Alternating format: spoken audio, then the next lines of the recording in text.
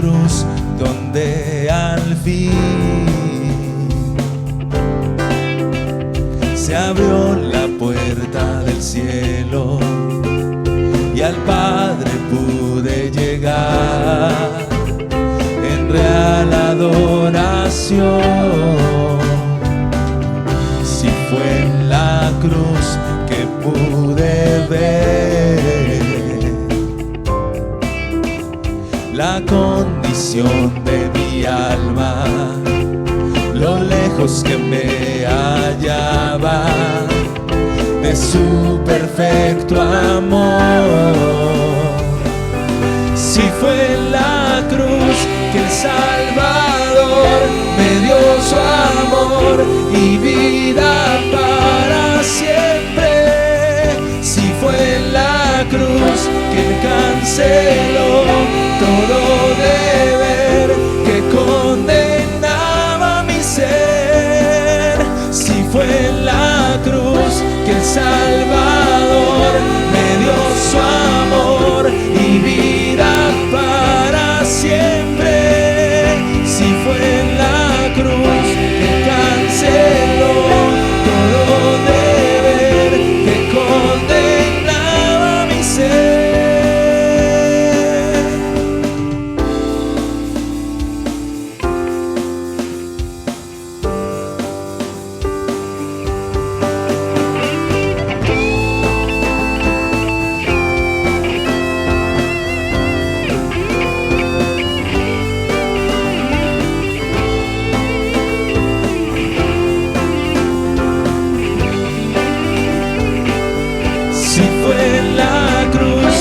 Salvador me dio su amor y vida para siempre.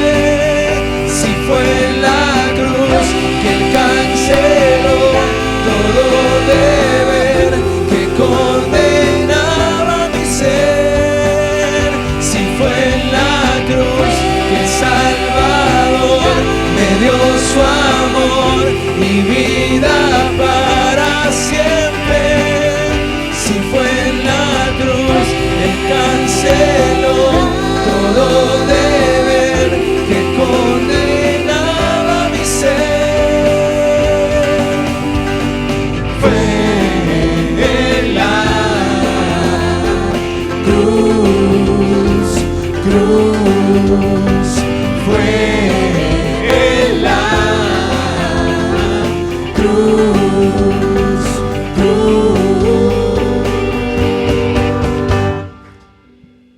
Amén. Alabamos el nombre del Señor.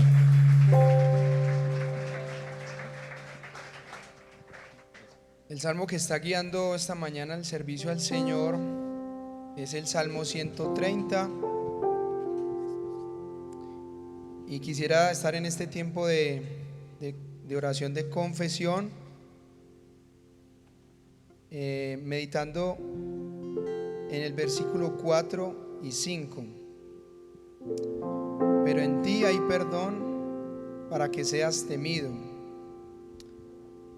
Espero en el Señor, en Él espera mi alma, y en su palabra tengo mi esperanza. Yo no sé usted, hermano, pero a veces pareciera que esperar en el Señor nos cuesta mucho, y también confiar en su palabra. Y quisiera que juntos pudiéramos esta mañana reconocer al Señor nuestra incapacidad de confiar en su palabra, de esperar. Muchas veces actuamos y movidos por nuestros impulsos, por nuestras emociones, decidimos tomar decisiones a la ligera. Así que qué tal si esta mañana como iglesia le pedimos perdón al Señor por las veces en las que no sabemos esperar en Él, por las veces en las que no sabemos confiar en su palabra, en lo que Él ha prometido para su iglesia, para nuestras vidas. Señor, como dice el Salmo, en ti hay perdón, solo tú mereces ser temido. Y como iglesia esta mañana reconocemos nuestra incapacidad de esperar en ti. nuestra incapacidad, Señor, de confiar en la Escritura, confiar en tus promesas, nuestra incapacidad de poner nuestra mirada en Cristo. Venimos delante de ti a pedirte perdón, Señor. Reconocemos que nos hemos afanado con el trajinar de este mundo, del quehacer diario de la semana, Señor, y nos hemos desenfocado. Rogamos que esta mañana, Señor, a través del poder de tu palabra, tú vuelvas a encaminar nuestras vidas, vuelvas a direccionar nuestras vidas, Señor, y nos enseñes a una y otra vez esperar en ti, esperar en ti. Le decimos a nuestra alma, como dice el versículo 6, espera en el Señor, espera en el Señor, confía en el Señor, en nombre de Jesús. Y cantamos juntos este coro. Oh, canta, aleluya, esperanza eterna. Oh, canta, aleluya, en vida y muerte digan que nuestra esperanza Cristo es. Iglesia, vamos a cantarlo. Oh, canta, aleluya, esperanza eterna.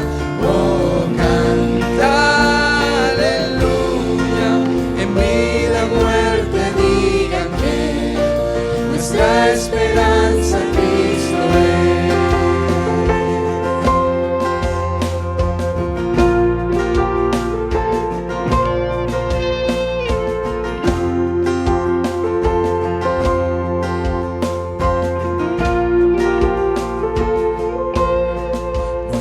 Esperanza en vida de Cristo es en quien confía nuestro ser, pues nuestras almas son de Él, quien nos sostiene con poder, todo decreto suyo es, quien nos sustenta hasta el final, en su amor firme está Él. Cantamos. Oh, canta, aleluya, esperanza eterna. Oh, canta, aleluya, en vida y muerte digan que nuestra esperanza Cristo es.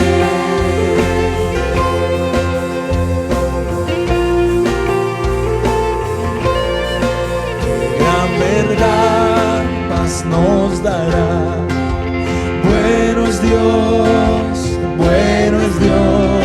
donde su gracia se hallará, en la sangre del gran Redentor, quien nos da fe cuando hay temor, quien tiene todo en su control, quien nos acerca hacia Él, a Cristo nuestra roca fiel. Oh, canta, aleluya, esperanza eterna. Oh, canta, aleluya, en vida y muerte diga que nuestra esperanza Cristo es.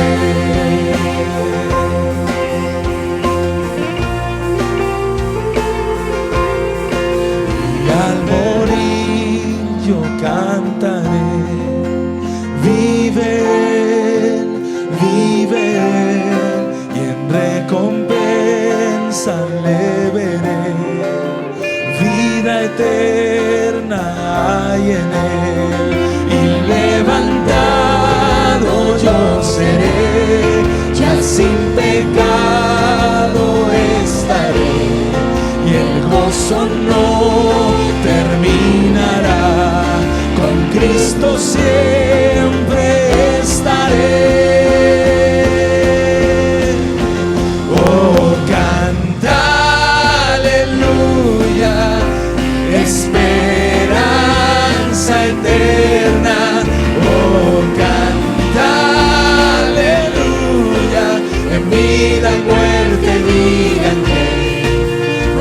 nuestra esperanza Cristo es. Oh, canta, aleluya, esperanza eterna. Oh, canta, aleluya, confiesen hoy y siempre que nuestra esperanza Cristo en vida y muerte digan que nuestra esperanza Cristo es. Cantamos y aplaudimos, adoramos y alabamos el nombre de Cristo, nuestra esperanza eterna. Oh, canta, aleluya, esperanza eterna. Oh, canta, aleluya, en vida y muerte digan que nuestra esperanza Cristo es. Oh, canta, aleluya, esperanza eterna. Oh, canta, aleluya, en vida y muerte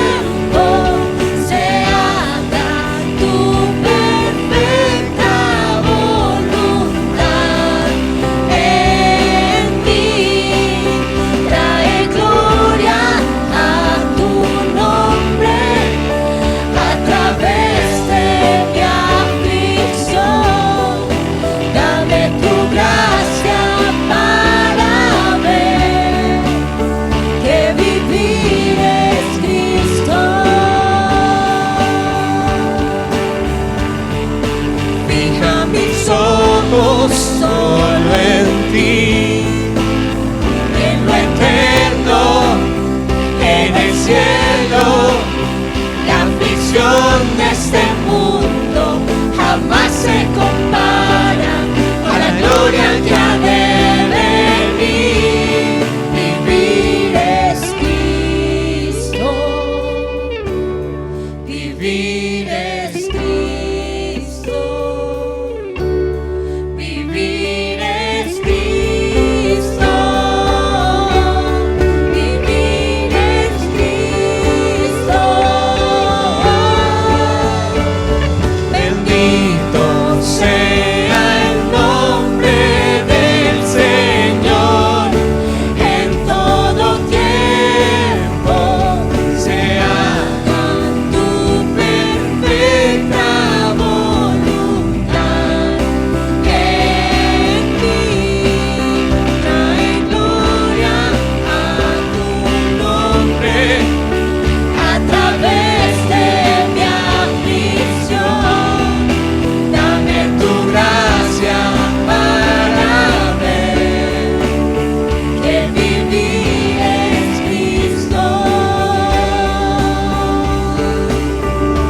Vivir es Cristo.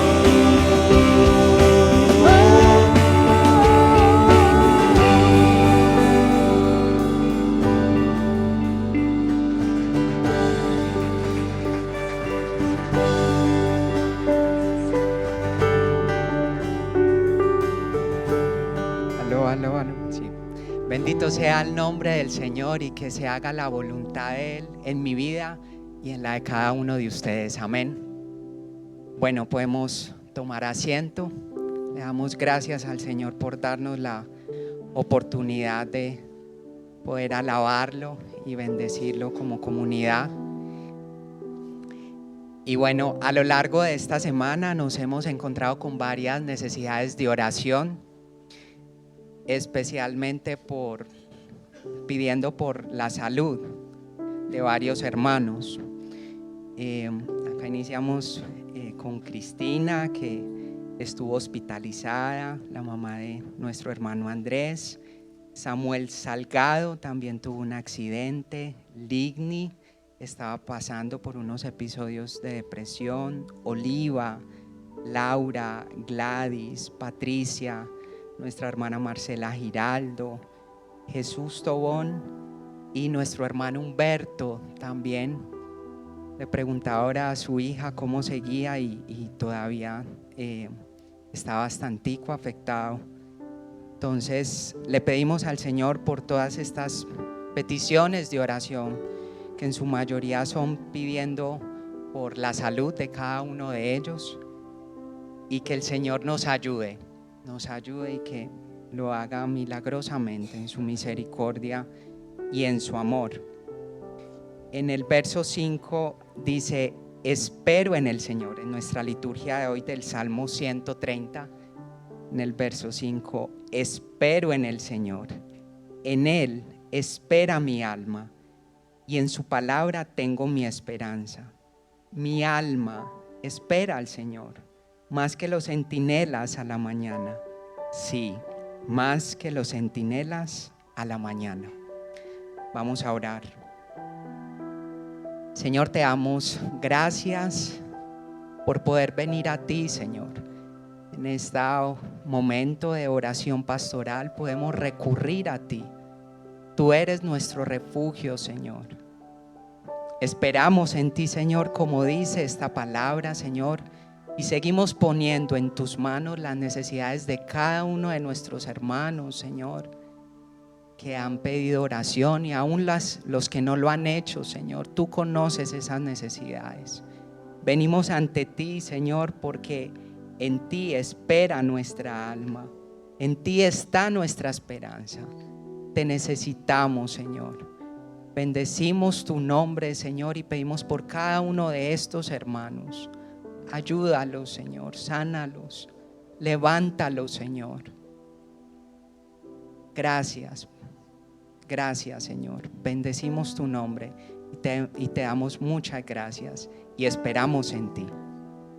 en tu nombre, Jesús. Amén. Amén. Bueno, y entramos en este momento de nuestros diezmos y ofrendas, y para ello vamos a escuchar una estrofa de nuestros hermanos de la alabanza para poder continuar y orar. Bendito sea el nombre del Señor, en todo tiempo se haga tu perfecta voluntad en mí. Trae gloria a tu nombre a través de mi aflicción. Dame tu gracia para ver que vivir es Cristo.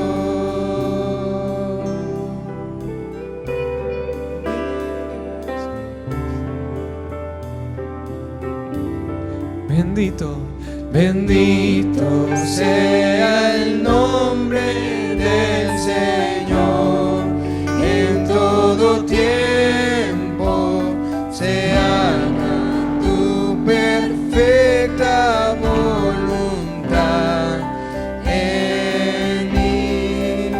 Trae gloria a tu nombre a través de mi aflicción. Dame tu gracia para ver que vivir es Cristo.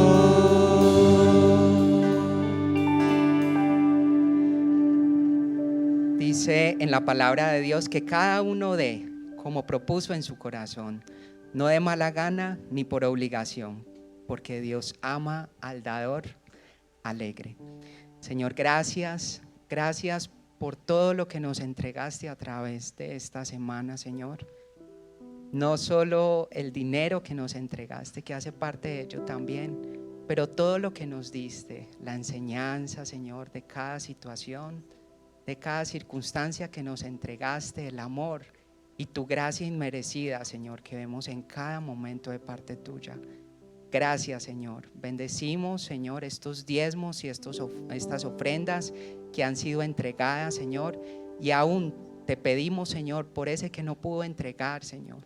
Te pedimos por las necesidades de la iglesia, Señor, por ese que no tiene dinero, que está desempleado, que no tiene alimento en su casa, Señor. Te pedimos por cada uno de ellos, Señor. Bendice, como tú lo sabes hacer, generosamente a tu iglesia, Señor. Gracias, Señor. En tu nombre, Jesús. Amén. Amén. Bueno, nuestros niños del Redil Junior y nuestros bachilleres de GIF pueden salir a sus clases. Y aprovechamos también este tiempo para levantarnos y saludarnos los unos a los otros. Aprovechemos este tiempo, que esta es de las cosas que más nos gusta hacer. Ese que no conoces, y bueno, los que vienen hoy por primera vez, aprovechar para saludarlos. Aprovechamos también para saludar a los que nos acompañan en la transmisión por YouTube. Bienvenidos. Y bueno, acá seguimos. Qué bueno que nos acompañen por ese medio.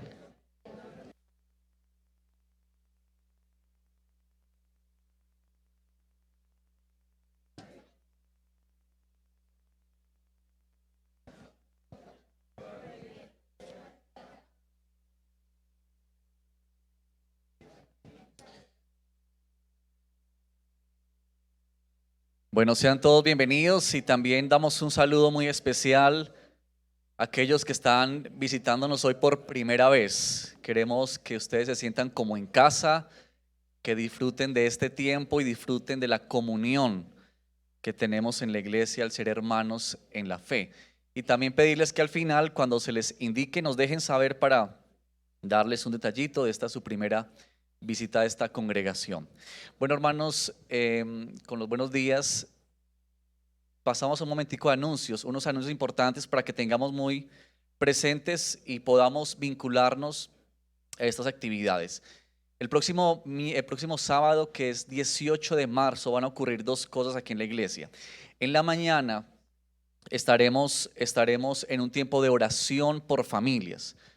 La invitación es para que tú puedas inscribirte ahora que salgas a este tiempo y en InfoRedil, y la idea es tener media hora con familias, con los que viven contigo. Si tú vives con tus hijos, tu esposo o vives con alguien más, que puedan venir y tengamos media hora para orar. Los pastores y los ancianos estaremos en esos espacios para conocerlos un poquito mejor, saber alguna situación en particular, pero especialmente queremos orar por ustedes. Entonces, inscríbete por favor en InfoRedil. Tenemos el próximo sábado y lo haremos cada 15 días, así el 1 de abril y también el 15, así que estemos muy atentos a eso. También el próximo sábado en horas de la tarde, 3:30 de la tarde, tendremos nuestra asamblea de miembros.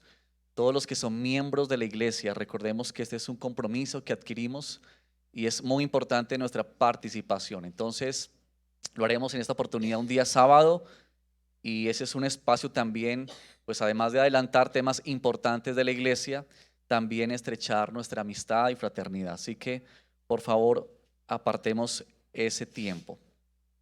Nuestro Ministerio de Fe y Emprendimiento está invitando a un taller, unas conferencias taller que se adelantarán el día 25 de marzo. Libertad y mayordomía financiera para emprendedores. Esto tiene un costo de 60,000 pesos, nos dicen los del ministerio que incluye, o para 2 personas ese costo. Y bueno, eso tendrá pues, miren, un libro que se les va a entregar, la conferencia, el taller, ¿verdad? Pero también nos dicen que lo que se recoja de esa actividad será para el proyecto de la ampliación de la sede. Pero importante, si tú estás como emprendedor o estás comenzando o llevas mucho tiempo en esto, recuerda la importancia de acercarte al Señor y ver cómo Él quiere guiarte en ese tema tan relevante en la vida. Así que también queremos invitarlos a ello. Bueno, por aquí está Carol, por favor, ven un momento, ella nos va a hablar sobre mujeres edifica. Muy buenos días, iglesia. Bueno, es un honor para el Ministerio de Edifica, es el Ministerio de Mujeres Jóvenes de Redil Estadio, invitarles a la reapertura. Este próximo 25 de marzo, a partir de las 2 de la tarde, vamos a estar reiniciando la programación que habitualmente estábamos llevando, pero tenemos novedades. El año pasado formábamos parte del grupo de jóvenes o del Ministerio de Jóvenes también, pero a partir de este año vamos a estar siendo parte del Ministerio de Mujeres de Redil Estadio. Entonces, esas nuevas noticias, además de seguir perseverando en la gracia, como haremos este año como iglesia, el 25 de marzo que las estamos invitando, lo estaremos haciendo a través de la carta a los colosenses. Entonces, la invitación es para que todas las mujeres jóvenes que están acá nos puedan acompañar, que puedan invitar a una amiga, prima, hermana, amiga, mamá, para celebrar juntas esta reapertura de este año y el cambio de horario y de día. Entonces recuerden que el último sábado de cada mes estaremos en Edifica a las 2 de la tarde. Muchas gracias.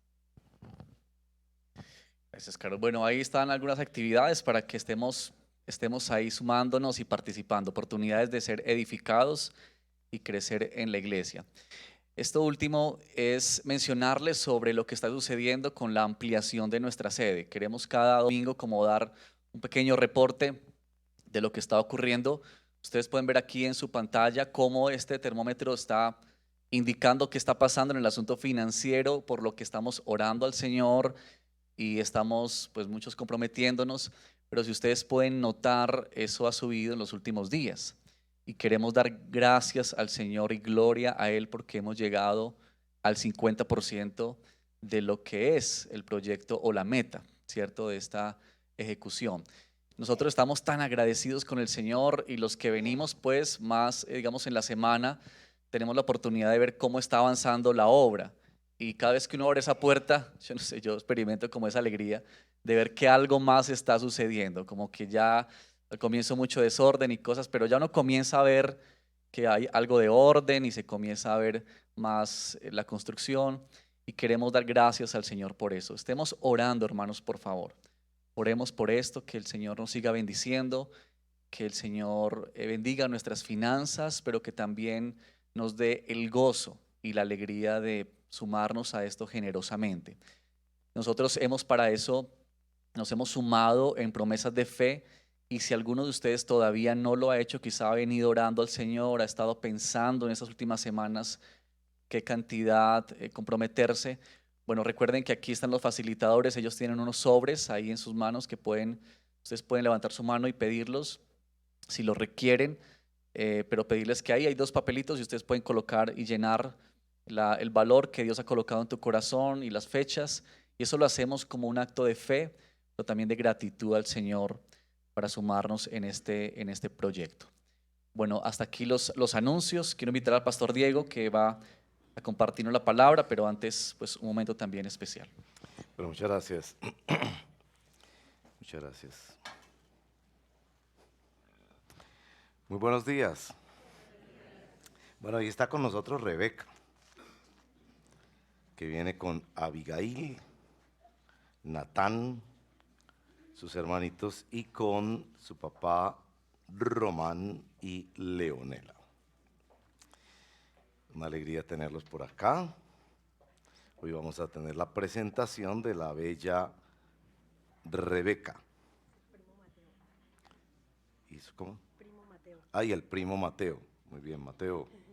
Si quieres te presentamos a ti también, Mateo. Rebeca Naranjo Orozco, las bendiciones de tu padre han sobrepasado las bendiciones de mis antepasados.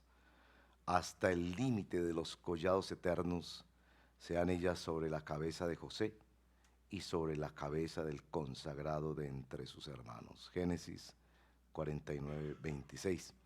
Siempre pedimos a los padres, cuando presentan a sus hijos delante del Señor, siguiendo las pisadas de lo que se hiciera con nuestro Señor Jesucristo cuando fue presentado delante del Señor, que nos cuenten por qué del nombre y que nos compartan un verso de la palabra que debe acompañar la vida de esta niña, y recordar siempre que el día de su presentación al Señor fue ministrada por una palabra del Señor. Bueno, Román y Leonela, cuéntenos del nombre y del texto de la palabra. Buenos días. Estoy un poco nervioso. Tercero y nervioso. Tercera. Bueno, pues había 2 nombres, uno era Renata y otro era Rebeca, y ganó Rebeca. Entonces nos gustó mucho y siempre hemos tratado de escoger nombres bíblicos, por eso está Natán, Abigail y Rebeca. En la Biblia de la Reforma, de la Biblia de Estudio, solo dice de Rebeca que fue esposa de Isaac, pero de una u otra manera nos muestra que las mujeres, ellas eran contadas en el pacto. Entonces hoy sabemos que nuestras mujeres, nuestras hermanas en la fe, son coherederas del reino de Dios. Entonces trato como de pensar en eso, y pues el significado literal era la que tiene el cabello rizado, pero pues por ahora son lisos como yo, los 3, no sabemos más adelante. Y esos significados ahí que salen en internet decía cautivante, yo espero más bien que sea cautivada por el Señor. Entonces el texto que escogimos fue, pues Jacob estaba bendiciendo a sus hijos, y hubo una bendición especial para José, y uno ve la integridad que hubo en José.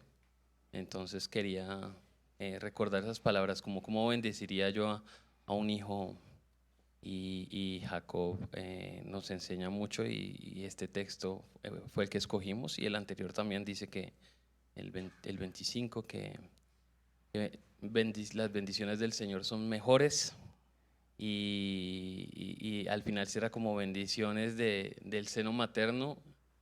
Tiene a una mamá que es comprometida con los 3, y eso a mí me da mucha paz, tener una esposa que quiso ser mamá y que lo es en todo el sentido de la palabra. Entonces creo que esa es una gran bendición también para mí. Bueno, muchas gracias. Como iglesia queremos comprometernos para dar buen ejemplo y orar para acompañar esta familia mientras van criando a Rebeca en los caminos del Señor? Amén. Ustedes como padres se comprometen en edificar y criar a esta niña en la disciplina y la instrucción del Señor. Amén. Amén. Bueno, que así sea en el nombre del Señor. Bueno, oremos, oremos. Padre, te damos gracias por esta bella muñeca tan linda que es, Señor, una expresión de tu gracia y de tu bondad para con la humanidad al darnos a esta niña, Señor. Oramos que ya crezca como nuestro Señor Jesucristo en sabiduría, en estatura, en gracia para con Dios y con los hombres.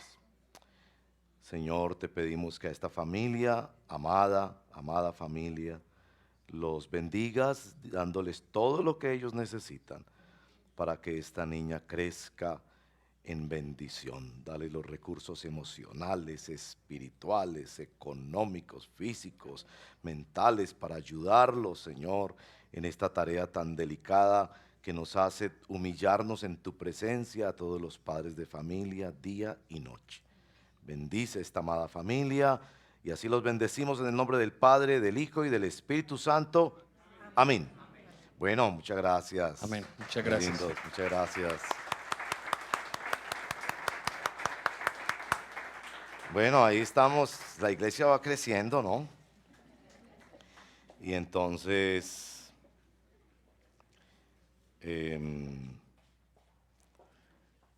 una de las razones para estar ocupados en este gran desafío, de ampliar la sede, es que anhelamos que nuestros niños, nuestros nietos, sean bendecidos con un lugar adecuado, seguro, para que ellos crezcan.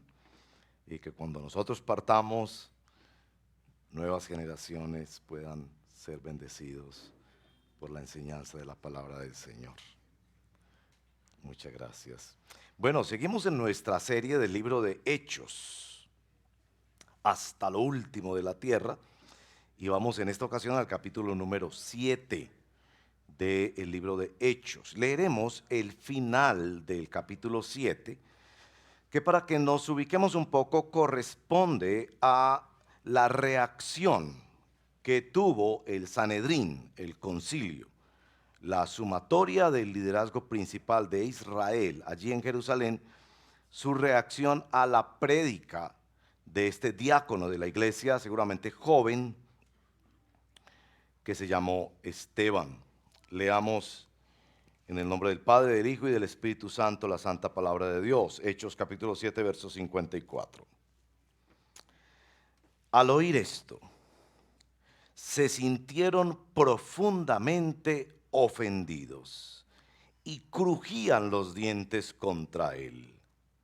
Pero Esteban, lleno del Espíritu Santo, fijó los ojos en el cielo, vio la gloria de Dios y a Jesús de pie a la diestra de Dios y dijo: veo los cielos abiertos y al Hijo del Hombre de pie a la diestra de Dios.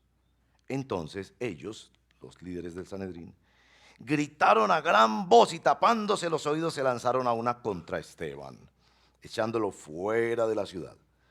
Comenzaron a apedrearlo.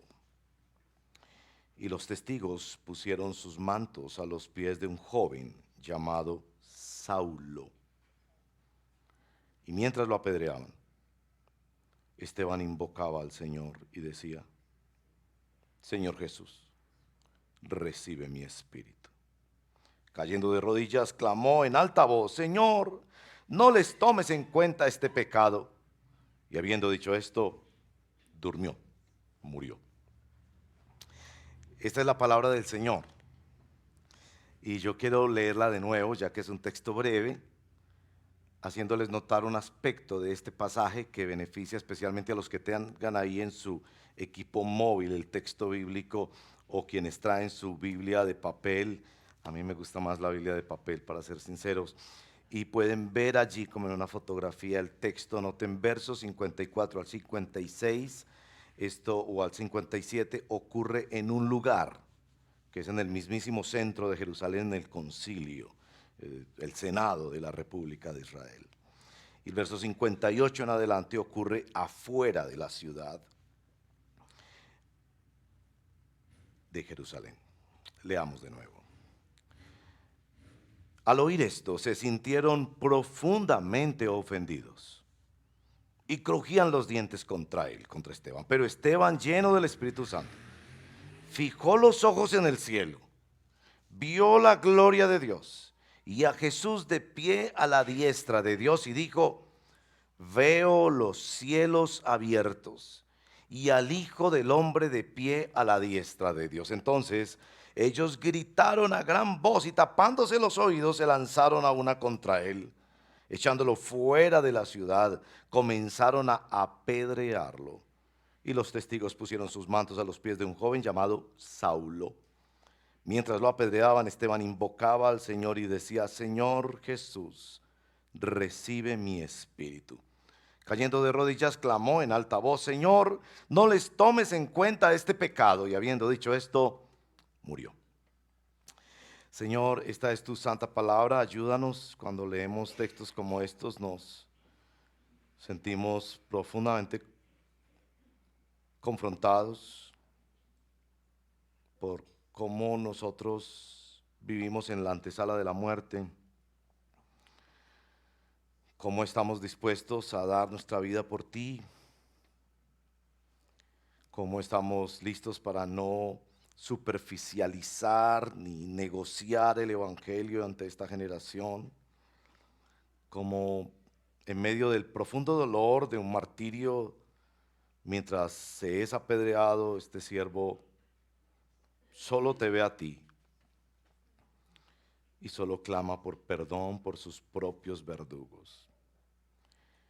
Es muy difícil leer estos textos de la Escritura y no sentirse tan pobre, tan superficial en los asuntos espirituales, tan débil, tan inmaduro, tan incapaz realmente de ver el cielo desde la tierra, tan amarrado a este mundo.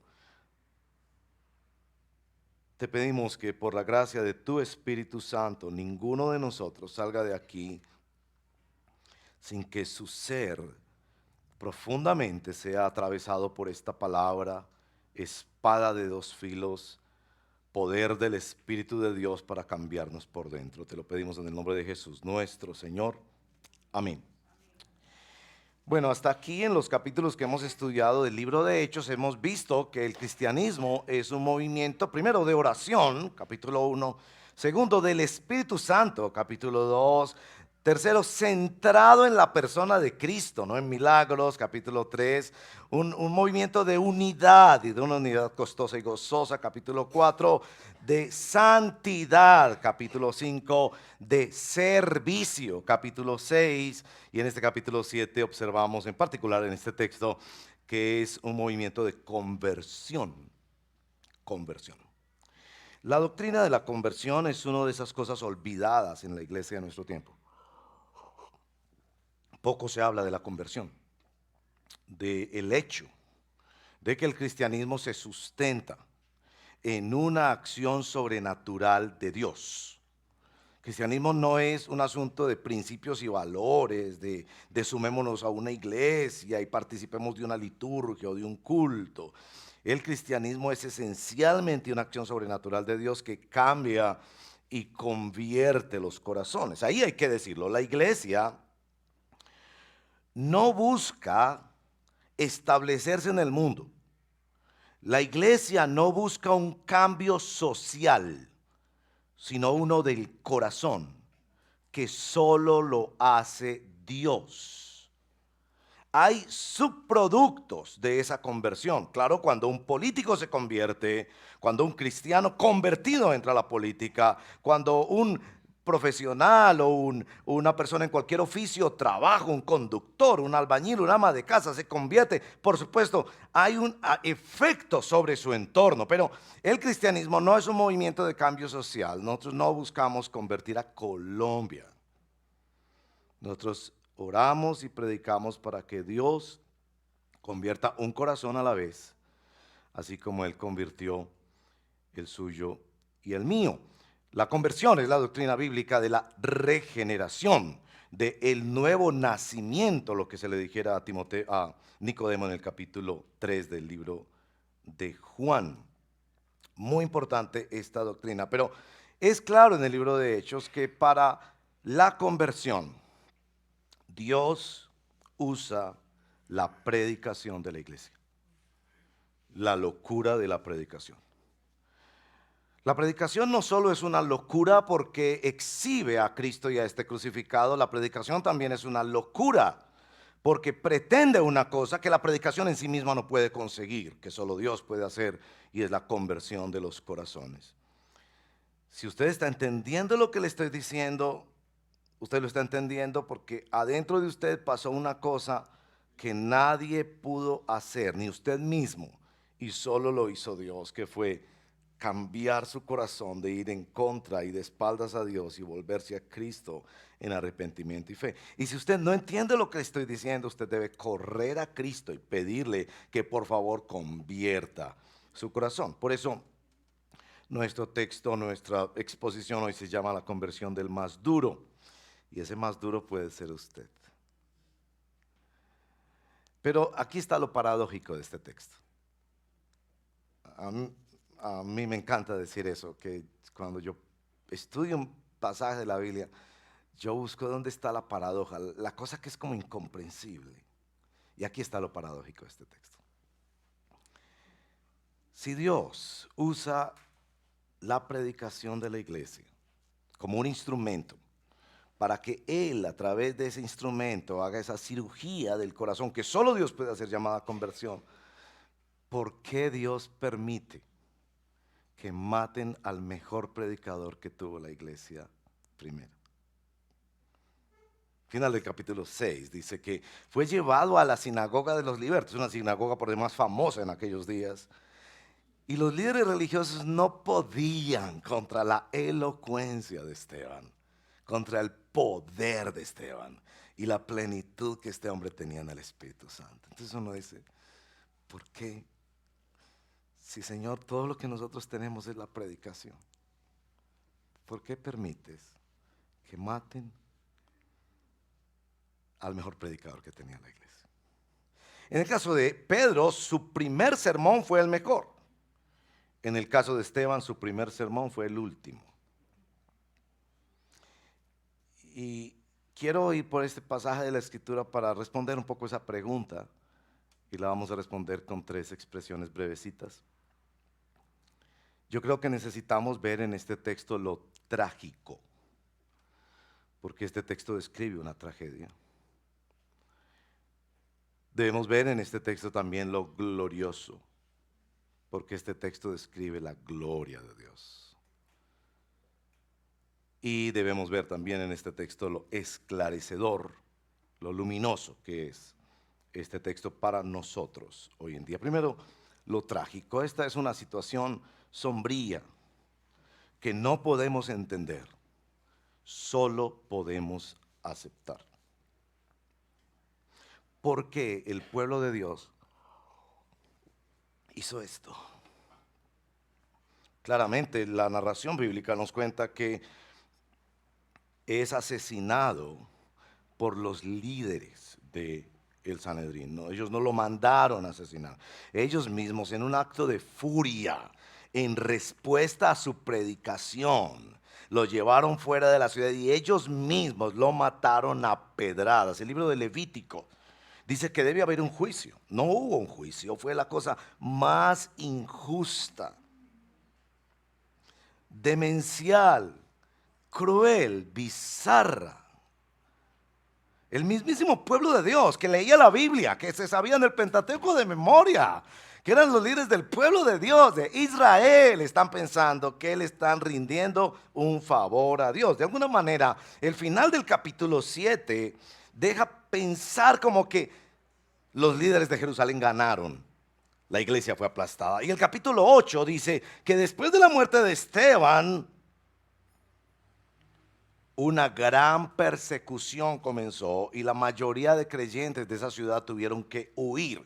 La ciudad de Jerusalén fue limpia de estos cristianos que habían llenado la ciudad con su predicación. Y uno dice, ¿por qué? Gente que leía la Biblia hizo esto. Gente que decían servir y adorar a Dios, que cantaban salmos como nosotros.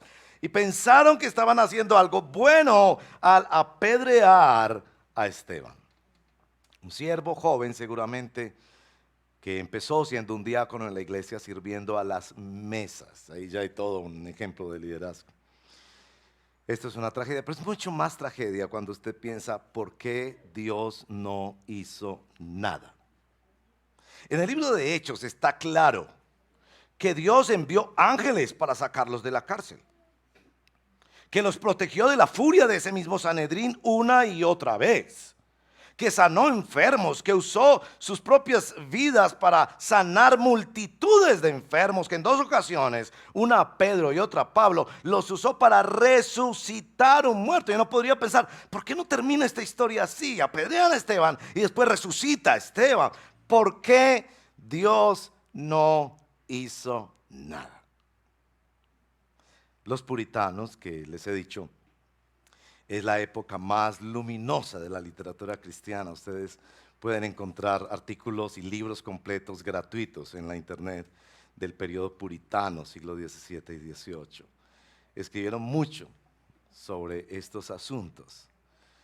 Y ellos reflexionaban mucho, por supuesto, sobre la providencia de Dios. La providencia de Dios es el gobierno soberano que Dios tiene a lo largo de la historia y en toda su creación para su gloria y para el bien de su pueblo.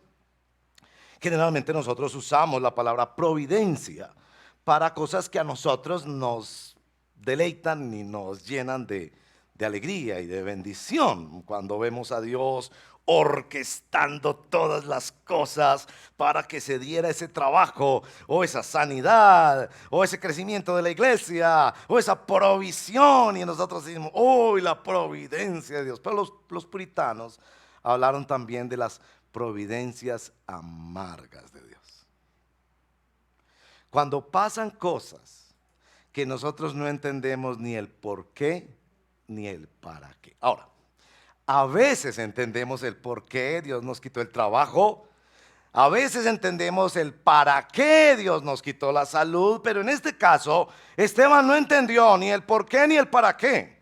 Solamente le llovieron piedras, sí, piedras, sí, piedras. A propósito, yo pienso tanto en estos días, tal vez porque me estoy envejeciendo, pero hay que decirlo también, uno empieza a envejecerse desde que nace. Esa niña que presentamos tan linda que es, cada día está más vieja.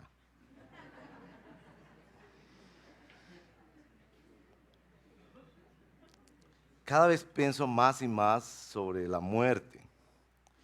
¿Cómo enfrentaré yo la muerte con todos los miedos que le tengo al dolor? Y a los que quieran les puedo enviar este artículo de John Flavel, uno de los puritanos famosos, John Flavel, que escribió mucho sobre la muerte y los pensamientos antes de morir. Me hizo pensar mucho también esta semana nuestra querida hermana doña Ruth, por quien oramos, que los médicos le han dicho, llévenla a la casa, ya, ¿para qué la tortura más con procedimientos médicos? Tan delgadita como está, con la cantidad de años que tiene y enfermedades. Y me hace pensar mucho esto, la muerte, dice John Flavel, debe hacernos el favor de quitarnos el velo de la carne, la vida animal que nos separa de Dios, antes de que podamos verlo y disfrutarlo a Él plenamente. 2 Corintios 5:6, mientras estamos en esta casa, en el cuerpo, estamos ausentes del Señor. ¿Y quién no estaría dispuesto a morir por el perfecto disfrute de Dios? Creo que uno miraría y suspiraría como un prisionero a través de las rejas de esta mortalidad. O si tan solo tuviera alas como una paloma, me iría volando y descansaría. Salmo 55:6. Las providencias amargas de Dios, cuando Dios trae muerte a nuestra familia o a situaciones personales muy difíciles, y lo único que tenemos que hacer es aceptar. Jehová dio, Jehová quitó, sea el nombre de Jehová bendito. Y aprender de Job, que cuando en un solo día, por Dios, perdió 10 hijos. Dicen que el dolor más grande del corazón humano es la pérdida de un hijo. Y su respuesta no fue levantar el puño enojado contra Dios, sino levantar sus manos en alabanza, dice el texto, y se postró y adoró. Y los puritanos que fueron perseguidos, exiliados, muertos, martirizados, nos enseñan mucho sobre aceptar lo trágico que Dios permite, declarar la gloria de Dios y saber que hay gloria más allá de lo que nosotros pedimos o entendemos. Pero nuestro texto sí nos deja ver no solo lo trágico, sino lo glorioso. Ahora, ¿qué es lo glorioso en esta historia?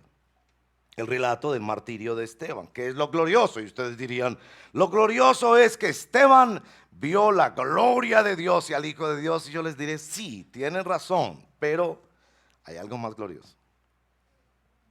Lo más glorioso que hay en este texto es un hombre convertido. Se nos dibuja aquí para Teófilo, que es el que lee este libro de Hechos, esto solo lo hace Dios. Que en el momento de su suplicio, mientras le caían las piedras encima, Él no está pensando en venganza como usted y yo,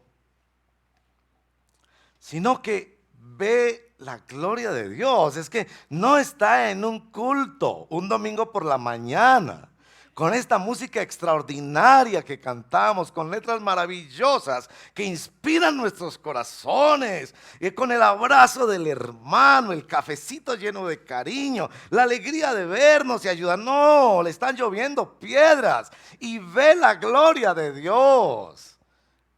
Eso es un corazón convertido.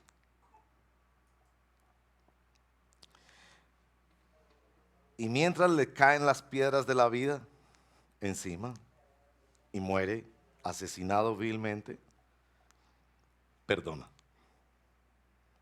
Por favor, mire que usted y yo, quienes conducimos vehículos, se nos pasa un señor en la carretera un poquito más de velocidad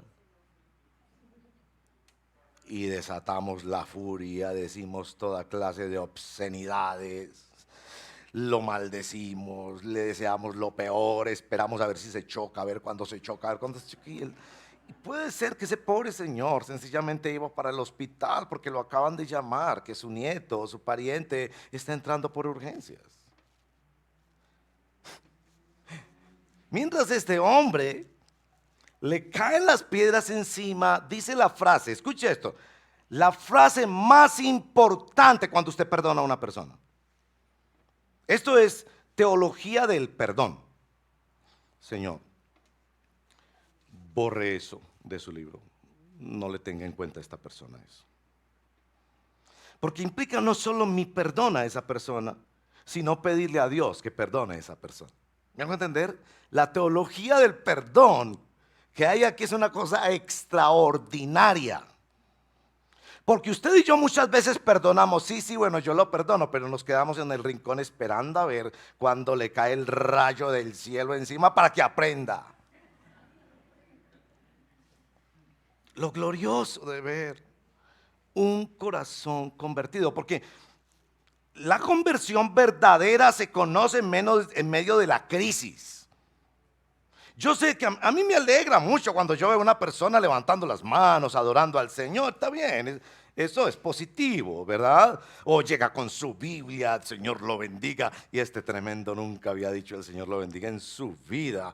Y hermano, el Señor lo bendiga. Y claro, todas esas cosas son muy buenas. Pero si quieres saber cuando una persona es convertida de verdad, véalo en la crisis, en el conflicto, frente a la muerte. Y ustedes jóvenes, que piensan que ese cuerpito va a ser 0 kilómetros toda la vida, y que no tienen la ventaja que tenemos los viejos, que recibimos informes médicos cada semana y nos hacen decir en cualquier momento me llega, en cualquier momento. Ustedes jóvenes tienen que saber que es de cara a esta realidad de que esto se acaba, que tienen que hacerse las preguntas de ¿realmente yo estoy convertido o no? ¿Yo estoy listo para pasar a la eternidad o no? Esto es lo glorioso aquí. Se ve un corazón convertido. ¿Cómo se hizo eso? Y claro, es obra del Señor, pero el texto nos dice, era la llenura del Espíritu Santo.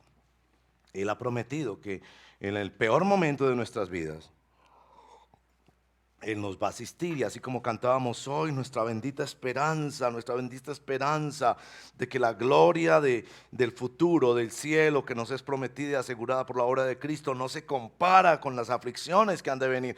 Entonces nosotros sabemos una promesa, que el Espíritu en el momento más crítico y crudo de nuestra vida nos dará la fuerza, las palabras, el ánimo, el sostenimiento aún físico para enfrentar ese momento.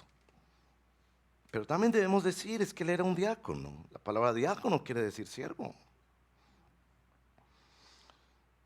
El servicio refleja la conversión.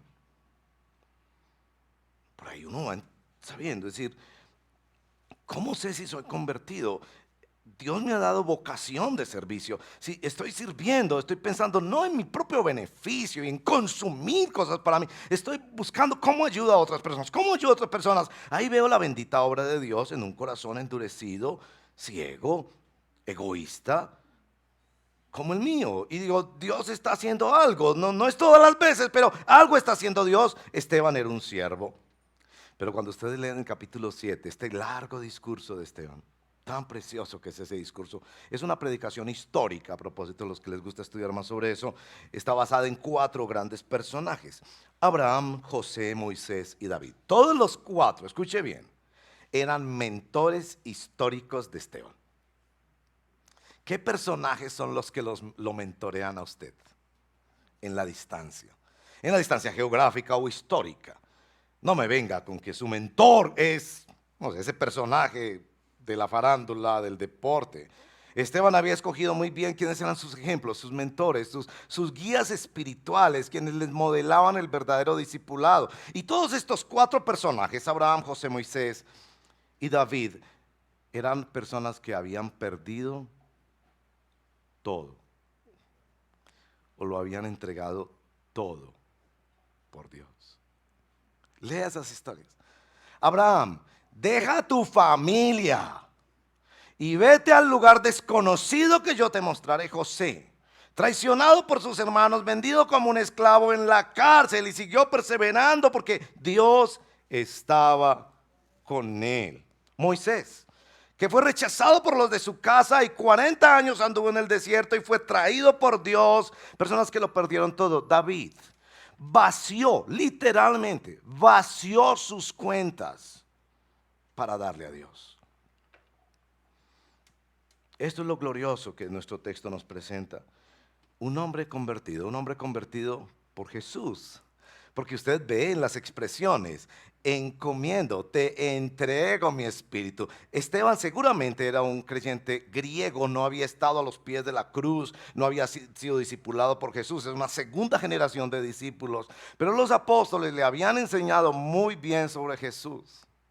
Por eso en sus últimos momentos su contemplación no es de los apóstoles o de la iglesia o de unos principios y valores. Su contemplación es de una persona, la persona de Jesús. Y hacer lo que hizo Jesús en la cruz, en el peor de los suplicios que la humanidad ha conocido. Te entrego mi espíritu, perdónalos porque no saben lo que hacen. Lo glorioso de este texto es poder entrar como en una radiografía a un corazón convertido. En tercer lugar, lo esclarecedor de este texto. Hay muchas cosas esclarecedoras en este texto. Debo decir una de orden doctrinal que me interesaría conversar más con ustedes en otro momento. Para quienes coquetean con este tema del judaísmo.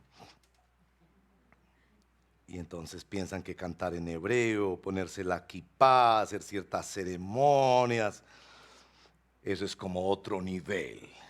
Bueno, debo contarles que este texto registra realmente la última y final ruptura con el pueblo judío como el pueblo de Dios del antiguo pacto. Este es el último rechazo. La iglesia es expulsada, no es aceptada. Hasta ahí se predica en Jerusalén en el sentido del movimiento profético de Jesús. Por supuesto, siguió una iglesia en Jerusalén muy aporreada, que las iglesias de Antioquía, de Macedonia, tuvieron que recoger ofrendas para ayudarles a ellos. Pero hasta ahí fue el rechazo final y definitivo de la institución del judaísmo al verdadero pueblo de Dios del nuevo pacto, la iglesia.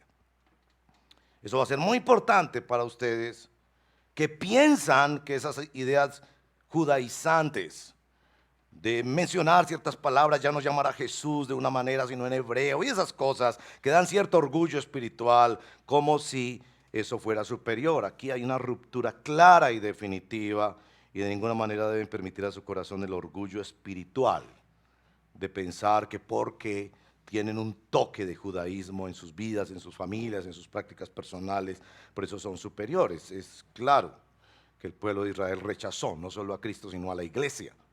Y más adelante Pablo dice, ustedes me hacen irme a los gentiles, han rechazado la palabra de Dios, reflejada y cumplida en nuestro Señor Jesucristo. Pero hay una cosa mucho más importante que quisiera decir. Es todo este tema de la conversión del que venimos hablando, lo glorioso de la conversión de Esteban, pero este personaje que aparece allí en el verso número 58, Saulo, ustedes sabrán que ese Saulo no es otro sino el apóstol Pablo, que capítulo 13 nos dice que le fue cambiado el nombre de Saulo por Pablo. Dentro de 15 días les hablaré un poco más de este asunto, de cuál es la influencia de Pablo en el libro de Hechos, un tema apasionante por lo demás. Pero uno puede pensar que Lucas escribió el libro de Hechos cuando viajaba con Pablo. Entonces que Pablo le ha pedido a Lucas que escriba eso. Y van a ver también, porque es el primer momento que se introduce la figura de Pablo, que será el personaje de ahí en adelante más importante para reseñar el avance de la iglesia en medio de los gentiles ya fuera de Israel. La conversión de Saulo, de Pablo, otra vez es un movimiento de conversiones. Si ustedes miran del capítulo 8 en adelante, aparecen 3 grandes conversiones que todas son obviamente sobrenaturales. La conversión de este etíope eunuco, lo más seguro era un homosexual dedicado a cuidar el harén del palacio, pero también un funcionario de altísima competencia y confianza para esta reina de los etíopes en el momento, y que es convertido claramente por Dios. Después van a ver, por supuesto, el caso de Saulo que veremos y el caso de Cornelio, un centurión romano. Todos casos que ni la iglesia se había imaginado que iban a ocurrir. Pero note eso. De todos, el caso más duro es el caso de Pablo. Porque uno dice, bueno, si hay gente como el eunuco que está leyendo la Biblia y que se hace preguntas sobre Isaías 53, es que más pulpito no se lo pudieron poner a Felipe el Evangelista. Es decir, si usted tiene amigos como el etíope eunuco, por favor, denos la dirección y el teléfono. Es decir, esto es gente que ya está inquieta, buscadores de Dios, y que por la gracia de Dios han llegado donde hay que llegar. Isaías 53, por favor, donde se describe 800 años antes los sufrimientos proféticos de Jesús para llevar el pecado de su pueblo, vindicar la gloria de Dios y llevar sobre sí la justicia de Dios para traer un nuevo pacto. Una cosa que uno dice, por Dios, alguien ha dicho que ese es el evangelio en el Antiguo Testamento, Isaías 53. O a ver, ¿quién de ustedes conoce Cornelios? Que a propósito necesitamos muchos de esos en estos días aquí para la construcción. Cornelio no era cristiano, pero oraba como podía a Dios y daba muchas ofrendas a la obra de Dios. Por favor, si tiene algunos de esos, denos la dirección y el teléfono. Pero Saulo, por favor, Saulo, usted va a ver el odio visceral de Pablo, antiguo Saulo, por la iglesia. La conversión del más duro. Y esto es lo esclarecedor. Lo primero que hay que decir es que Dios trabaja en las personas antes que nosotros lleguemos a esas personas. Los 3 casos muestran eso. Usted dice, tengo este nuevo vecino ahí en el edificio, tengo este compañero de trabajo, esta persona con la que empecé a hablar. ¿Usted piensa que usted es el primero que ha empezado a trabajar ahí? No. Usted está entrando en las labores de Dios. Algo ha hecho Dios en esa vida antes que usted llegue. Dios estaba haciendo cosas en Saulo y no piensen que ese día, ante la muerte de Esteban, Saulo fue convertido. El texto del capítulo 8 dice que él siguió aún más, su liderazgo creció, empezó a tener cartas del Sanedrín para ir a otras ciudades, capturar, encarcelar y aún matar a personas del pueblo de Dios. Pero Dios ya había empezado el trabajo. Segunda cosa, parece que a Dios le gustan los casos difíciles. Y eso, hermanos y hermanas, debe animarnos mucho a nosotros. Todos tenemos cerca de nosotros casos difíciles. Y bueno, sobre eso de casos difíciles hay que hacer 2 observaciones. La primera, yo creo que Dios pone casos difíciles en nuestra familia, en nuestro círculo de trabajo, de amigos, de vecinos, para decirnos una cosa simple y clarita. Esto no es trabajo de nosotros. Es que no... Yo le traigo al pastor que él le explica bien. Es que una persona no se convierte por una buena explicación. Ahora, debemos esforzarnos por explicar bien las escrituras. Claro que Felipe se acerca al eunuco que lees, entiendes lo que lees y él le explica. Está bien. Debemos esforzarnos, entrar a la escuela bíblica integral para aprender más o a encarga los cursos que ofrecemos en la iglesia. Pero una persona no se convierte por una explicación. Es que entre otras cosas, hermanos, esto ha sido iluminador para mí en estos días. Las personas no vienen al conocimiento de mis argumentos sobre Dios. Las personas vienen al conocimiento de una persona, de Dios, que se revela a ellos. Por su infinita misericordia, usando mis pobres y débiles argumentos. Es obra de Dios. Y sobre esto de casos difíciles también debemos hacer otra aclaración. Todos somos casos difíciles. Por favor, no me venga usted a decir, no, es que yo era pulpito para el Señor. Cuando el Señor me habló, no había dicho ni siquiera la primera palabra y yo ahí mismo pasé al frente. No, Señor. Usted era un pecador, una pecadora que iba para el infierno como yo. Éramos ciegos, muertos en nuestros delitos y pecados, sin esperanza y sin Dios en el mundo, ajenos a la vida de Dios y a los pactos de la promesa. Usted y yo estábamos en la misma situación. ¿Por qué ese día, la primera vez que yo escuché, siendo un niño de 13 años, la doctrina bíblica del pecado, por qué quedé tan abrumado y tan asustado pensando que iba hacia el infierno? No es porque yo era un caso fácil, sino porque Dios estaba actuando. Y para Dios no hay nada imposible. Conclusión. Bueno, muchas cosas que concluir y el tiempo pasa. Esta visión de Esteban, cielo abierto y a Jesús de pie. Esa visión, si ustedes siguen el texto en el orden del texto de esta narrativa, fue lo que más los movió a ellos. A este tipo hay que matarlo. Porque los judíos no pueden aceptar que Jesús es el Mesías, que en él habita corporalmente toda la plenitud de la deidad, que en él están escondidos todos los secretos de la sabiduría y del conocimiento de Dios, que él es Dios. Ellos podían aceptar que dijera, veo a Dios en el cielo, pero Jesús de Nazaret, el que caminó haciendo bienes, el que abrazó leprosos, defendió prostitutas cuando iban a ser asesinadas, el que predicó el sermón del monte, el que dijo tengo sed. Ese es Dios que caminó en la tierra. Eso ellos no lo podían aceptar. Es que para usted es fácil creer en Dios. Usted se imagina a Dios. Pero Jesús, el que limpió el templo, el que subió a una cruz, el que resucitó al tercer día y ascendió. Y esto debe hacernos pensar mucho en cómo compartimos el Evangelio.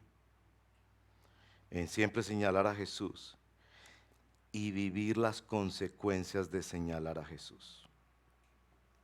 Bueno,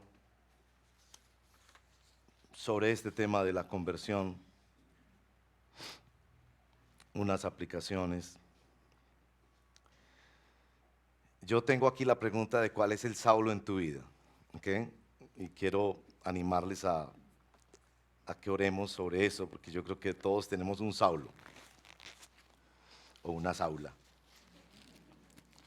Pero antes de hacerle esa pregunta, ¿será que el Saulo eres tú? Que escuchas y escuchas. Saulo conocía mucho de la Biblia, a propósito. Él era un judío, conocedor de las Escrituras. Pero no estaba convertido. Estaba convencido, pero no convertido. Y puede ser que tú sí estás convencido de que es bueno estar en una iglesia, ayudar a una iglesia, seguir ciertos mandamientos de la iglesia y que tu familia esté en la iglesia, por favor, porque no hay mejor escenario para crecer los niños que bajo la disciplina y la instrucción del Señor. Pero tú eres Saulo. ¿Y qué debes hacer si ves que tienes dureza de corazón hacia Dios, que piensas que esto debería acabarse, como lamentablemente aún muchachos que han crecido en la iglesia piensan que ya esto no debería existir, iglesia no, y todo lo demás? Si te encuentras siendo tú el Saulo, corre al único que cambia el corazón del más duro, porque tu eternidad está en juego. Que vas camino al infierno si Jesús no es tu visión suprema, tu Señor y tu Salvador. Pero sí, muchos de quienes por la bendita gracia de Dios hemos sido convertidos, tenemos Saulos en nuestra vida. Tenemos por lo menos uno. Entonces a mí se me ocurrió, pensando en esto de que Dios actúa antes que nosotros, y que a Dios evidentemente le gustan los casos duros, se me ocurrió como aplicación pensar en una palabra que me inventé, esta palabra: orangelizar. Orangelizar. Esto es orar para evangelizar. Orar insistentemente. Recuerden que esta iglesia que llega aquí con Esteban era una iglesia de profunda oración, que su primera respuesta a todos los hechos, buenos y malos que vivían, era postrarse en oración. Eso lo hemos visto en las narrativas hasta ahora en el libro de Hechos.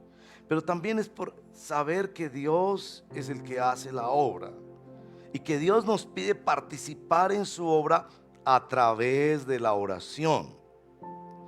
No dejar de orar de día y de noche por estos Saulos, con el anhelo de ver esta gloria de hombres y mujeres que no fueron convertidos porque tenemos una iglesia muy atractiva o porque tenemos X o Y maestros de la Biblia que son muy efectivos. Gracias al Señor por eso, pero no, nada de eso podría ocurrir por nuestras fuerzas, solo porque toquemos el trono de la gracia y le pidamos para nuestros nietos, hijos, amigos, familiares, esposos, esposas, que Dios haga otra vez el milagro. Y lo que vamos a ver en Hechos de aquí en adelante es que esto es un movimiento de conversión. Esto no es una revolución social de gente que le gusta cantar canciones religiosas o unirse para practicar unos principios.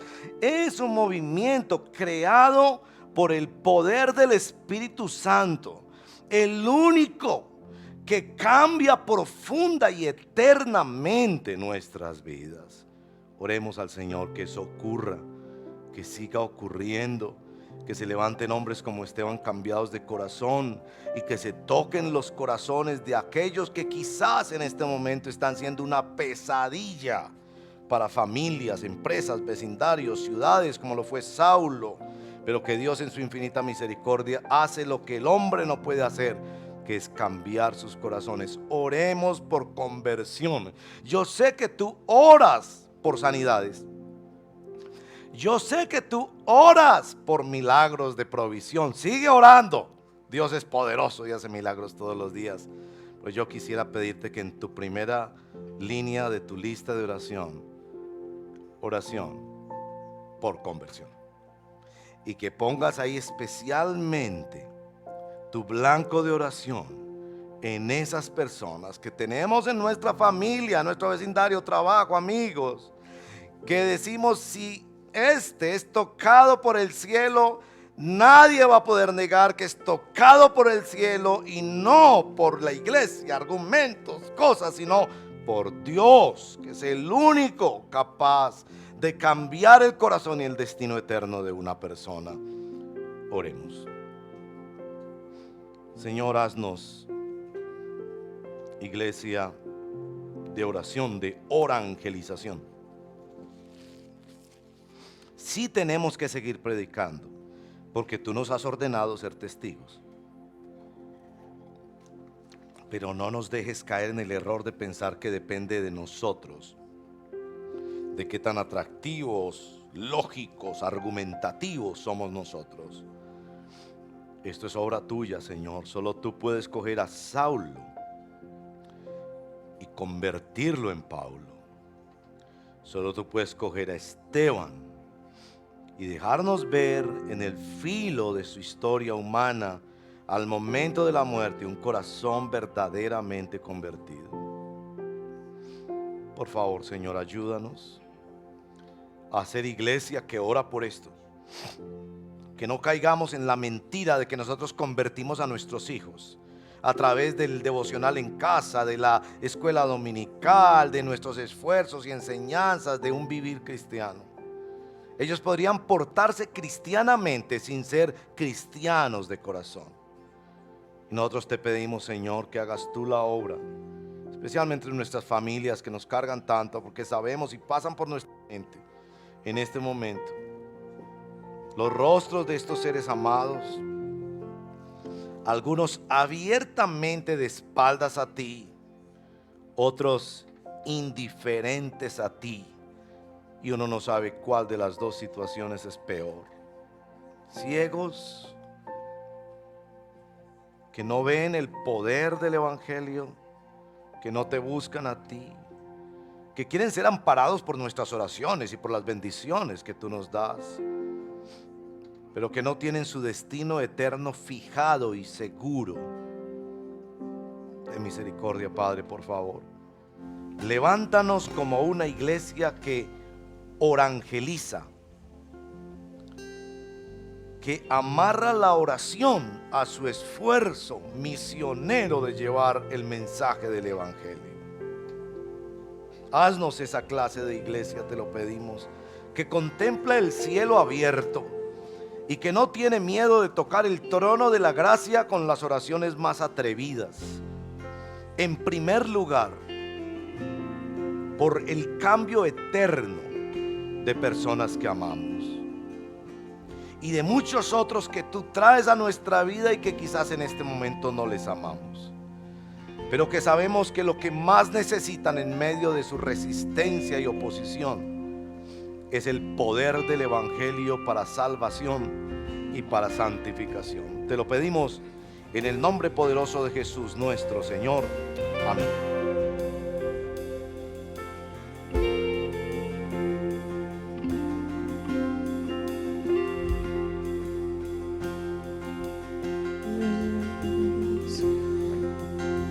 Que gran verdad, paz nos dará.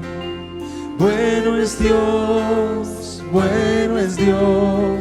donde su gracia se hallará, en la sangre del gran Redentor, quien nos da fe cuando hay temor, quien tiene todo en su control, quien nos acerca hacia Él, a Cristo nuestra roca fiel.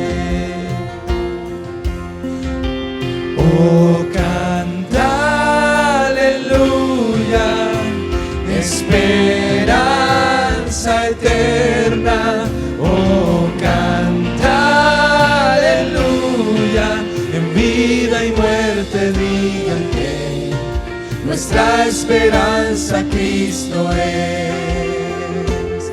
¿Qué tal si nos ponemos en pie, iglesia, y cantamos juntos? Y levantado yo seré, ya sin pecar. Cantamos de nuevo. Y al morir yo cantaré. Vive Él, y en recompensa le veré.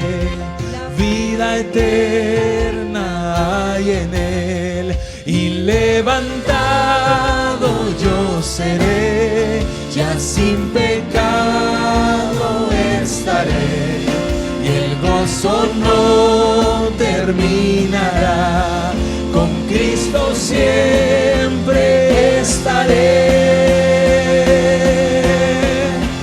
Oh, canta, aleluya, esperanza eterna.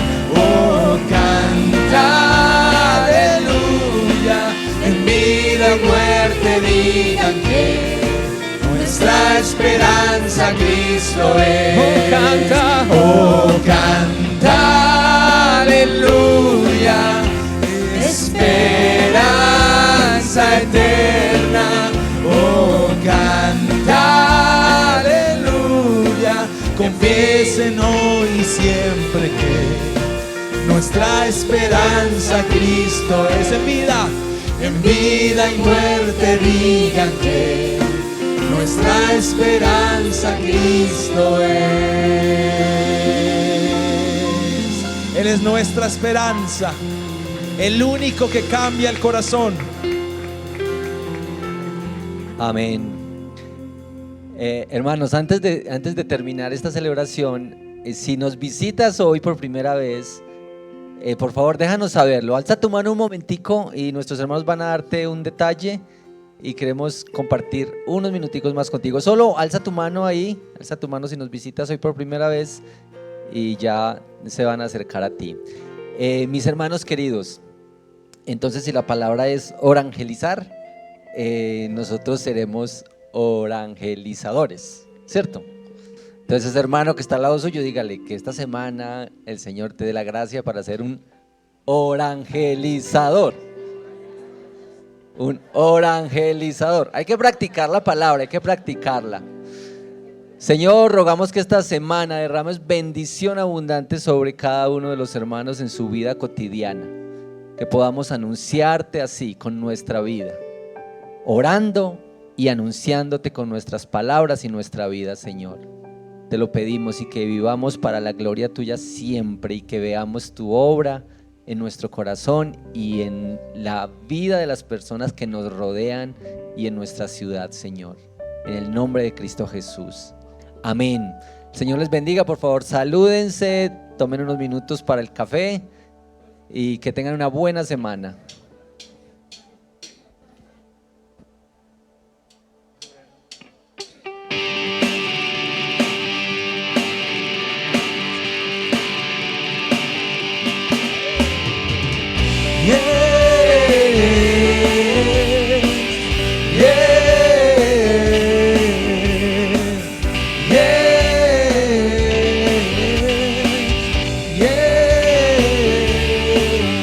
Al estar en tu presencia, no recuerdo tus bondades que descienden desde el cielo. ¿Dónde estás?